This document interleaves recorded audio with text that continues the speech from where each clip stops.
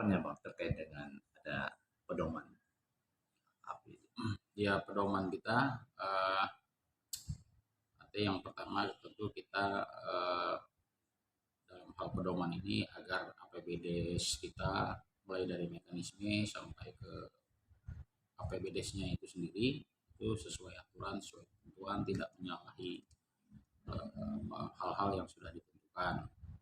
Kemudian yang kedua, harapannya tentu APBDes kita semakin hari semakin berkualitas.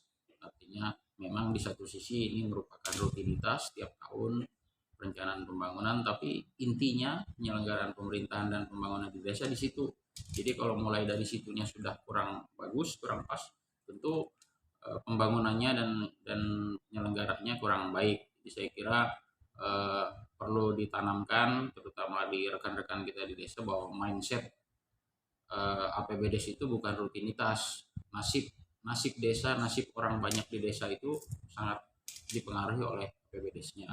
Jadi kasarnya kalau APBDes asal-asalan ya tentu penyelenggaranya juga akan asal-asalan. Jadi sayang artinya anggaran desa yang saat ini sudah lumayan banyak, tetapi ketika APBDes itu sifatnya rutinitas saja, saya kira kita akan sulit berharap tingkat kemajuan pembangunan desa akan cepat. Jadi artinya 10 tahun 20 tahun desa masih begitu-begitu saja, saya tertinggal kira, gitu jadi artinya saya kira kita harus memulai dari perencanaan pembangunan yang berkualitas.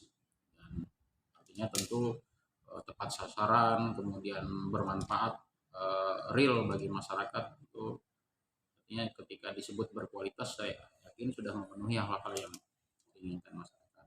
jadi standar SOP standar minimalnya jelas sudah gitu. Ya. Oke.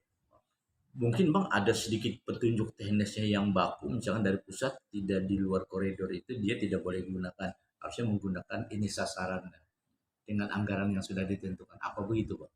Atau memang petunjuk dari ini BMD nih, ini harus begini. Ya, Oh, biasanya memang misalnya contoh di tahun ini, artinya kemarin kan kita BLT-DD itu mungkin kaitannya dengan karena kondisi pandemi itu harus 40%.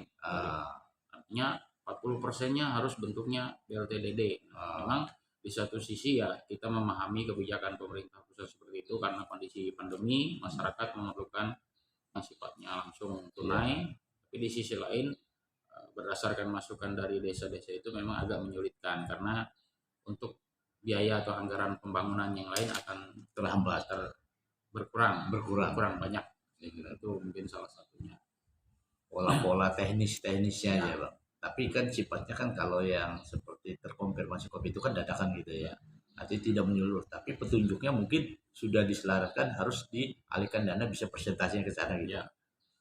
Misalnya 40% misalnya kan, misalnya DD itu 1 miliar misalkan, berarti kan 400 juta untuk BLT DD. Nah, jadi untuk yang pembangunan tinggal 600 kan itu berbeda jauh sekali dari sebelum-sebelumnya kan, dari misalnya sebelumnya tidak ada kewajiban BLT-DD atau kewajiban BLT-DD-nya 10% saja.